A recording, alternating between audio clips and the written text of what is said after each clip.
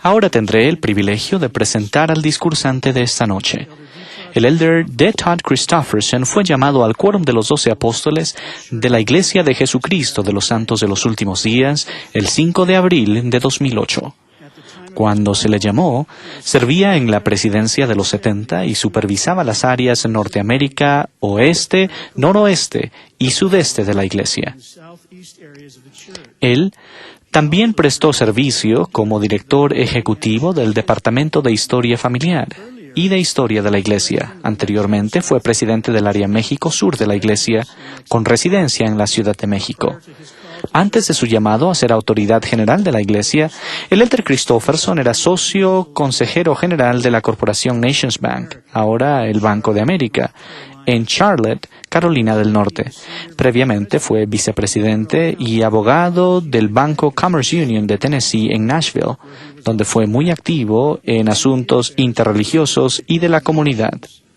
Desde 1975 a 1980, el elder Christofferson practicó derecho en Washington, D.C. Nacido en Pleasant Grove, Utah, terminó su secundaria en Nueva Jersey, se licenció en la Universidad Brigham Young y se graduó de abogado en la Universidad Duke. Entre otros llamamientos, ha servido como representante regional, presidente de estaca y obispo. De joven, fue misionero en Argentina. El elder Christofferson y su esposa, Catherine Jacob Christofferson, son padres de 5 hijos. Elder Christofferson.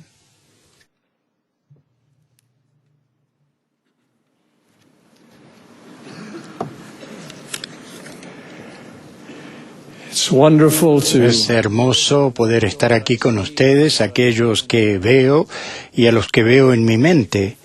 Estoy muy agradecido por vuestra presencia aquí.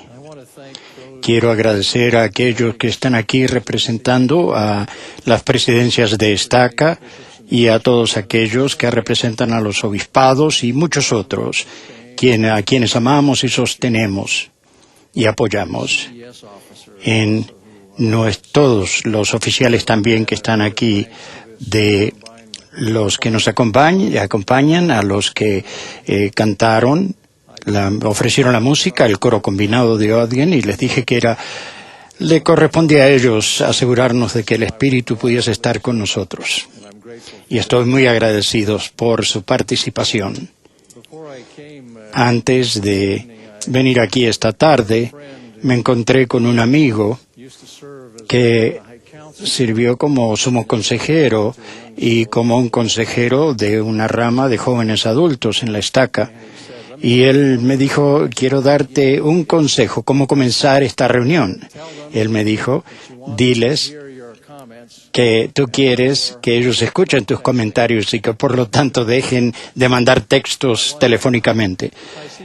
Así que si veo que están con la cabeza gacha, no voy a pensar que solamente son reverentes, sino que están leyendo sus mensajes telefónicos.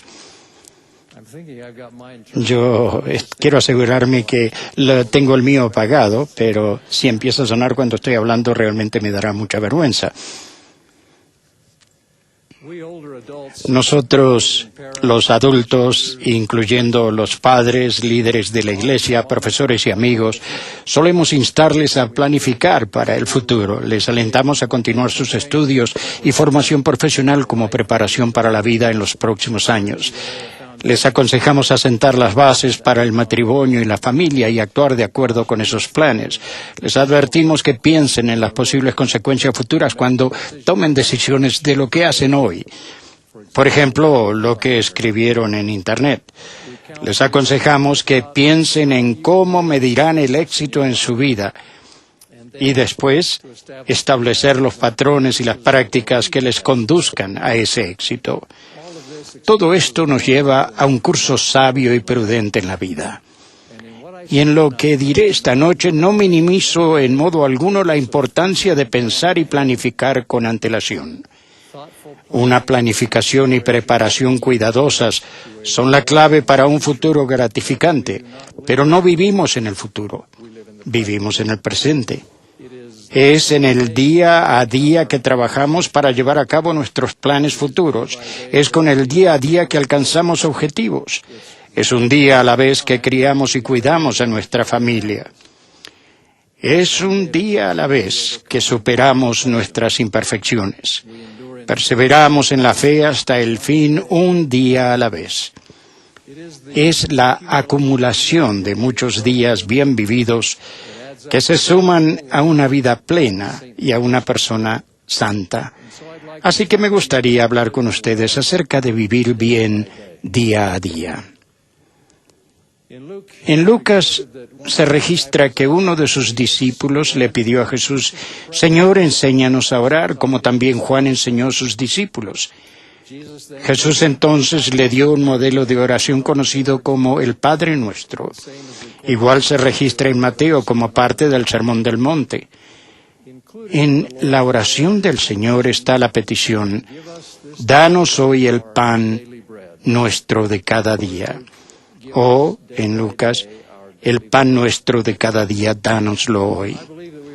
Sería fácil reconocer que tenemos necesidades diarias en las que queremos la ayuda de nuestro Padre Celestial.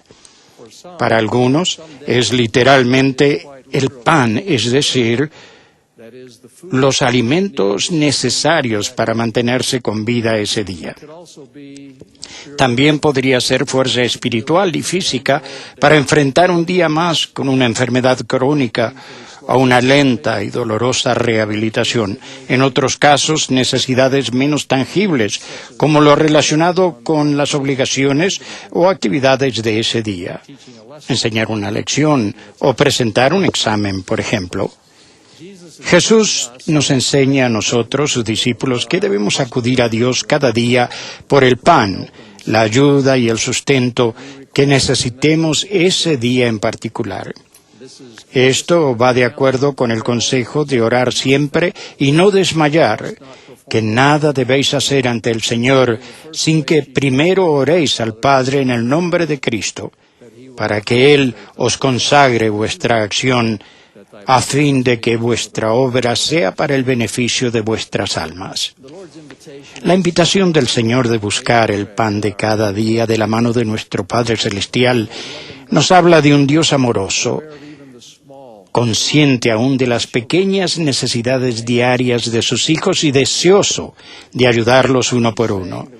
Él dice que podemos pedir con fe a ese ser quien da a todos abundantemente y sin reproche, y le será dado. Eso, por supuesto, es sumamente reconfortante, pero aquí hay algo en juego que es más importante que tan solo la ayuda para salir adelante día a día. Al procurar recibir el pan divino diario, nuestra fe y confianza en Dios y su Hijo aumentan. Recordarán el gran éxodo de las tribus de Israel desde Egipto y los 40 años en el desierto antes de entrar en su tierra prometida. Esta masiva oeste de más de 1 millón de personas tuvo que ser alimentada. Sin duda, esa cantidad de personas en un lugar no podría subsistir por mucho tiempo solo de la caza de los animales, y su estilo de vida nómada no era propicio para cultivar ni criar ganado. Jehová resolvió el problema brindando su pan diario desde el cielo, el maná. Esta pequeña sustancia comestible que aparecía sobre la tierra cada mañana era algo nuevo y desconocido. El nombre maná proviene de palabras que significan ¿qué es esto? Por medio de Moisés, el Señor instruyó al pueblo a reunir a diario lo suficiente para ese día, excepto en la víspera del día de reposo, cuando debían recoger suficiente para 2 días. Al principio, a pesar de las instrucciones específicas de Moisés, algunos trataron de reunir más que suficiente para un día y guardar el resto. Y les dijo Moisés: ninguno deje nada de ello para mañana. Mas ellos no obedecieron a Moisés, sino que algunos dejaron de ello para el otro día, y crió gusanos y hedió. Sin embargo, según lo prometido, cuando recogían el doble de lo que era la cantidad diaria en el día sexto, no se dañaba. Y ellos lo guardaron hasta la mañana, según lo que Moisés había mandado, y no se pudrió ni hubo en él gusano. Y dijo Moisés: comedlo hoy, porque hoy es día de reposo para Jehová. Hoy no lo hallaréis en el campo. En los 6 días lo recogeréis, pero el 7º día es día de reposo, en el cual no se hallará. Una vez más, sin embargo, algunos no podían creer sin ver y fueron a buscar maná en el día de reposo. Y Jehová dijo a Moisés: ¿hasta cuándo rehusaréis guardar mis mandamientos y mis leyes? Mirad que Jehová os dio el día de reposo, y por eso os da el 6º día pan para 2 días. Quédese, pues, cada uno en su lugar, y nadie salga de su lugar en el 7º día. Parece que incluso en la antigüedad, como hoy en día, había algunas personas que no podían resistirse de ir de compras en el día de reposo. Al brindar un sustento diario, un día a la vez, Jehová trataba de enseñar la fe a una nación que, en un periodo de unos 400 años, había perdido gran parte de la fe de sus padres. Le enseñaba a confiar en Él, a elevar hacia Él todo pensamiento, no dudar, no temer. Él proporcionaba lo suficiente para un día a la vez. Salvo en el 6º día, no podían guardar maná para el próximo día o los siguientes. En esencia, los hijos de Israel tuvieron que caminar con Él ese día y confiar en que Él les otorgaría una cantidad suficiente de alimentos para el próximo día al día siguiente, y así sucesivamente. De esa forma, Él nunca estaría muy lejos de sus pensamientos. Por cierto, debemos notar que 40 años de maná no tenían como intención ser un subsidio de desempleo. Una vez que las tribus de Israel estuvieron en condiciones de valerse por ellas mismas, se les requirió hacerlo. Después de haber cruzado el río Jordán y estar listo para la conquista de Canaán, comenzando en Jericó, las Escrituras indican que al otro día de la Pascua comieron del fruto de la tierra, es decir, de la cosecha del año anterior. Y el maná cesó al día siguiente desde que comenzaron a comer del fruto de la tierra, y los hijos de Israel nunca más tuvieron maná, sino que comieron de los frutos de la tierra de Canaán aquel año. Asimismo, al suplicar a Dios por el pan nuestro de cada día, por ayuda en el momento en que no podemos proveernos, aún debemos estar activos en hacer y proveer lo que sí esté a nuestro alcance. Un tiempo antes de que se me llamara como autoridad general, me enfrenté a un reto económico personal que duró varios años. No fue consecuencia de malas acciones, ni de la mala intención de nadie. Solo fue una de esas cosas que a veces llegan a nuestra vida. La gravedad y el apremio de ese problema eran fluctuantes, pero nunca desapareció del todo. A veces este reto amenazó el bienestar de mi familia y el mío, y pensé que iríamos a la ruina financiera. Oré para que alguna intervención milagrosa nos librara. Aunque ofrecí esa oración muchas veces con gran sinceridad y el más fervoroso deseo, la respuesta final era no. Al fin aprendí a orar como lo hizo el Salvador, pero no se haga mi voluntad sino la tuya. Busqué la ayuda del Señor con cada pequeño paso del camino hacia una resolución final. Hubo ocasiones en que había agotado todos mis recursos, cuando no tenía dónde ir ni a quién recurrir en ese momento, cuando simplemente no había otro ser humano a quien llamar para que me ayudara a cumplir con mi obligación. Sin otra alternativa, más de una vez caí ante mi Padre Celestial rogando su ayuda con lágrimas. Y Él me ayudó. A veces no era más que un sentimiento de paz, una sensación de seguridad de que las cosas se resolverían. Tal vez no podía ver cómo o cuál sería el camino, pero Él hizo que lo supiera, que directa o indirectamente Él abriría un camino. Las circunstancias podrían cambiar. Una idea nueva y útil podría venir a la mente. Algunos ingresos u otros recursos imprevistos podrían aparecer en el momento justo. Sin saber cómo, habría una solución. A pesar de que sufría al mirar hacia atrás ahora, Estoy agradecido que no hubo una solución rápida a mi problema. El hecho de verme obligado a recurrir a la ayuda de Dios casi a diario durante un prolongado periodo de años me enseñó realmente a orar y a recibir respuestas a la oración. Y me enseñó de una manera muy práctica a tener fe en Dios. Llegué a conocer a mi Salvador y a mi Padre Celestial de una forma y tal grado que no podría haber ocurrido de otra manera o me hubiera llevado más tiempo lograrlo. Aprendí que el pan de cada día es un bien muy preciado, que el maná de hoy en día puede ser tan real como el maná tangible del relato bíblico. Aprendí a confiar en el Señor con todo mi corazón. Aprendí a caminar con Él día a día. Pedir a Dios nuestro pan de cada día en lugar del pan semanal, mensual o anual es también una manera de centrarse en las partes más pequeñas y manejables de un problema. Para atender algo muy grande, quizás tengamos que tomarlo en pequeños bocados diarios. A veces, todo lo que podemos aguantar es un día o parte de un día a la vez. Les daré un ejemplo fuera de las Escrituras. Un libro que leí hace poco titulado Lone Survivor narra la trágica historia de un equipo de 4 hombres de las Fuerzas Especiales de la Marina de los Estados Unidos que hace 5 años estaban en una misión secreta en un sector remoto de Afganistán.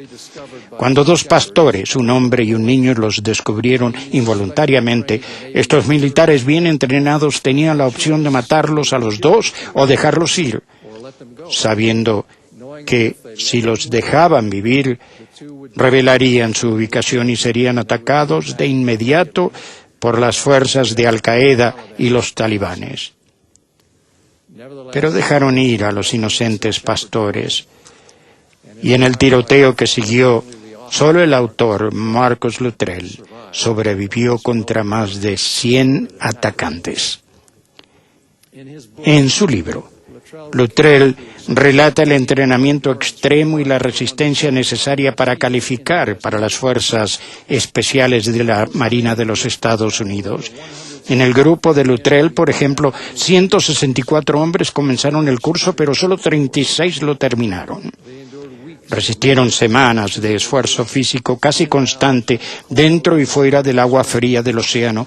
Nadaron, remaron y cargaron botes inflables, corrieron por la arena, hicieron cientos de flexiones al día, llevaron troncos entre obstáculos, etc. Estaban en un estado de agotamiento casi permanente. Me impresionó algo que un oficial de alto rango dijo al grupo al comenzar la fase final y más exigente de su formación. Primero, dijo, no quiero que cedan a la presión del momento. Cuando estén realmente sufriendo, simplemente aguanten, acaben el día. Entonces, si aún se sienten mal, piensen lo largo y tendido antes de que decidan retirarse. Segundo, tómenlo un día a la vez, una fase a la vez. No dejen que sus pensamientos se precipiten. No empiecen a planear irse porque les preocupa el futuro y lo mucho que podrán aguantar. No miren hacia el dolor del futuro, solo vivan el día y habrá una maravillosa carrera por delante. Por lo general, es bueno tratar de anticipar lo que viene y prepararse para afrontarlo. A veces, sin embargo, el consejo de este capitán es sabio. Tomen un día a la vez. No miren hacia el dolor del futuro, solo vivan el día. Preocuparse por lo que viene o lo que vendría puede resultar debilitante, puede paralizarnos y hacernos desistir. En los años 50, mi madre sobrevivió a una cirugía radical contra el cáncer y aparte de lo difícil, docenas de tratamientos de radiación dolorosa siguieron a la cirugía en lo que ahora se consideraría condiciones médicas primitivas. Ella recuerda que su madre le enseñó algo en ese tiempo que la ha ayudado desde entonces. Cito a mi madre ahora. Yo estaba tan enferma y débil que le dije un día, Oh, madre, no puedo soportar 16 tratamientos más de esos. Ella me dijo, ¿puedes ir hoy? Sí. Bueno, cariño, eso es todo lo que tienes que hacer hoy. Eso me ha servido muchas veces cuando recuerdo tomar un día o una cosa a la vez. El Espíritu nos guía para saber cuándo mirar hacia adelante y cuándo solo deberíamos ocuparnos de ese día, de ese momento. Si le pedimos, el Señor nos dirá por el Espíritu Santo cuándo nos es conveniente aplicar en nuestra vida el mandamiento que dio a sus antiguos apóstoles. Así que no os afanéis por el día de mañana, porque el día de mañana traerá su afán por sus propias cosas. Basta el día para su propio mal. He sugerido que pedir y recibir el pan de cada día de la mano de Dios desempeña una función vital para aprender a confiar en Dios y sobrellevar los retos de la vida. También necesitamos una porción diaria de pan divino para convertirnos en lo que debemos ser. Para arrepentirnos, mejorar y en su momento llegar a la medida de la estatura de la plenitud de Cristo, como Pablo lo expresó. Es un proceso paso a paso. La incorporación de nuevos hábitos sanos en nuestro carácter o la superación de malos hábitos o adicciones suele implicar un esfuerzo hoy seguido de otro mañana y luego otro y otro, tal vez por muchos días, incluso meses y años, hasta lograr la victoria. Pero podemos hacerlo porque podemos apelar a Dios por nuestro pan diario, por la ayuda que necesitamos cada día. Esta es la temporada de las resoluciones de Año Nuevo y deseo citar las palabras del presidente N. Eldon Tanner, quien fuera consejero de la primera presidencia. Al reflexionar en el valor de esforzarnos por ser mejores, propongámonos disciplinarnos a fin de seleccionar detenidamente las resoluciones que tomemos, de considerar el propósito de que nos haya llevado a hacerlo y de asegurarnos de que nos mantendremos firmes, no permitiendo que ningún obstáculo se interponga. Al comenzar cada día, recordamos que es posible mantenernos fieles a un propósito por el término de un día. Al hacerlo, será cada vez más fácil hasta convertirse en un hábito. Hace más de un año, el elder David A. Bednar se refirió a la consistencia en las prácticas cotidianas sencillas, como la oración familiar, el estudio de las Escrituras y la noche de hogar, como cruciales en la edificación de familias exitosas. El esfuerzo constante en pasos diarios aparentemente pequeños es un principio clave en el logro de toda gran obra, inclusive en el progreso en la senda del discipulado. Como ilustración, el elder Bednar comparó los hechos cotidianos con las pinceladas individuales de una pintura que en conjunto y con el tiempo producen una obra de arte. Él dijo, en mi oficina tengo un hermoso cuadro de un campo de trigo. La pintura se compone de una vasta colección de pinceladas, ninguna de las cuales sería interesante o impresionante si estuviera aislada. De hecho, si uno se acerca al lienzo, todo lo que se aprecia es una masa de pinceladas de pintura amarilla, dorada y marrón, que aparentemente no tienen relación ni atractivo alguno. Sin embargo, al alejarse gradualmente del cuadro, todas esas pinceladas se combinan y juntas producen un magnífico paisaje de un campo de trigo. Así como las pinceladas se complementan entre sí y producen una obra maestra impresionante, nuestra constancia en acciones pequeñas pueden llevarnos a alcanzar resultados espirituales significativos. Por tanto, no os canséis de hacer lo bueno, porque estáis poniendo los cimientos de una gran obra, y de las cosas pequeñas proceden las grandes. El presidente Ezra Taft Benson, al hablar del arrepentimiento, dio este consejo. En nuestros esfuerzos por parecernos más a Cristo, debemos tener cuidado de no desanimarnos y perder la esperanza. El llegar a ser como Cristo es un proceso de toda la vida y suele requerir un progreso y un cambio lentos, casi imperceptibles. En las Escrituras hay ejemplos notables de hombres cuya vida cambió drásticamente en un instante como alma, hijo. Pablo en el camino a Damasco. Enós, cuando oró todo el día hasta bien entrada la noche, y el rey Lamoni. Estos asombrosos ejemplos del poder cambiar aún a grandes pecadores nos dan la seguridad de que la expiación puede alcanzar incluso a los que están en la más profunda desesperanza. Pero debemos tener cuidado cuando hablamos acerca de esos ejemplos maravillosos, porque si bien son reales y extraordinarios, son la excepción más que la regla. Por cada Pablo, por cada Enós y por cada rey Lamoni, hay cientos y miles de hombres y mujeres cuyo proceso de arrepentimiento es mucho más sutil e imperceptible. Día a día se acercan más al Señor sin darse cuenta de que están forjándose una vida con cualidades divinas. Esas personas llevan una vida serena de bondad, servicio y determinación. No debemos perder la esperanza, ya que esta es un ancla para el alma del hombre. Satanás quiere que nos despojemos de esa ancla para que nos desanimemos y nos rindamos. Pero no podemos perder la esperanza.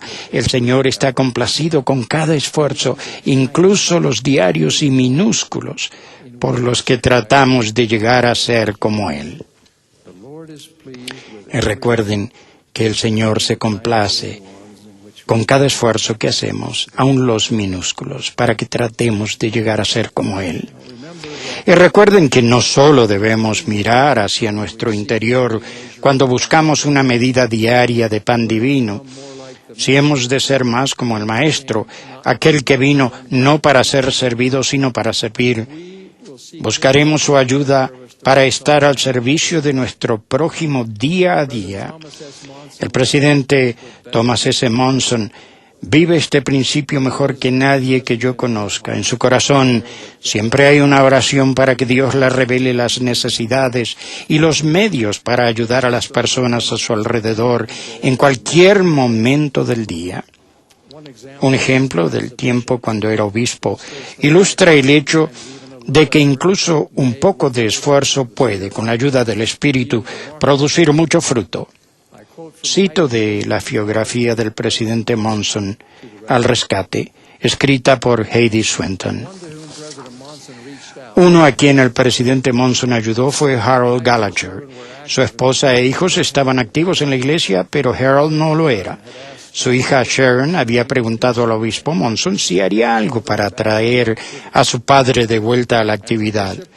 Como obispo, sintió un día la inspiración de visitar a Harold. Era un día caluroso de verano cuando llamó a la puerta de Harold, que tenía tela metálica. El obispo podía ver a Harold sentado en su silla fumando un cigarrillo y leyendo el periódico. ¿Quién es? Harold preguntó malhumorado sin levantar la vista. «¿Su obispo?», respondió Tom. «He venido a conocerlo y a pedirle que asista con su familia a nuestras reuniones». «No, estoy muy ocupado», fue la respuesta desdeñosa. Nunca levantó la vista. Tom le dio las gracias por escuchar y se fue. La familia se mudó sin que Harold asistiera nunca a las reuniones. Años después, un tal hermano Gallagher llamó por teléfono a la oficina del elder Thomas S. Monson y pidió una cita para verlo. «Pregúntele si su nombre es Harold G. Gallagher», le dijo el elder Monson a su secretaria, y si vivía en el 55 Vincent Place, y si tenía una hija llamada Sharon. Cuando la secretaria así lo hizo, Harold se sorprendió de que el elder Monson recordara tales detalles. Cuando los dos se vieron al poco tiempo, se abrazaron. Harold dijo: «He venido a pedir disculpas por no levantarme de la silla ni dejarle pasar aquel día de verano hace tantos años». El elder Monson le preguntó si estaba activo en la iglesia. Con una sonrisa irónica, Harold respondió: Ahora soy el segundo consejero del obispado de mi barrio. Su invitación a ir a la iglesia y mi respuesta negativa me atormentaron tanto que tomé la determinación de hacer algo al respecto.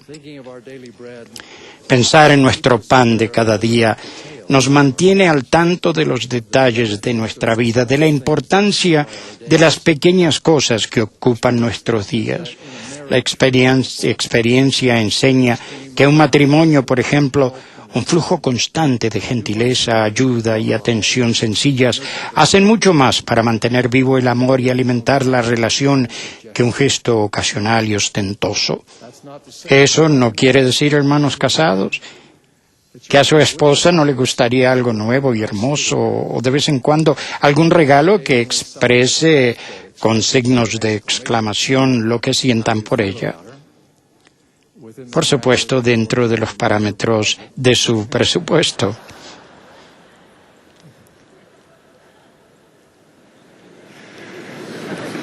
Es que una expresión constante y diaria de afecto, tanto en palabras como en acciones, es más significativa a largo plazo.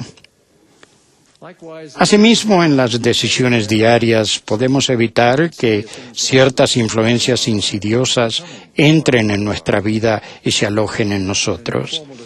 En una conversación informal que el elder Neil A. Maxwell y yo tuvimos hace algunos años con un líder del sacerdocio en una conferencia de estaca, notamos que uno puede evitar la mayoría de la pornografía e imágenes pornográficas con solo tomar buenas decisiones. En general, es una cuestión de autodisciplina, no ir a donde probablemente haya pornografía, físicamente o en el ciberespacio. Reconocimos, no obstante, que debido a que trágicamente es tan penetrante, la pornografía podría asaltar a una persona que está en sus propios asuntos casi por sorpresa. Sí, observó el elder Maxwell, pero inmediatamente la rechaza. Él no tiene que invitarla a entrar y ofrecerle un asiento.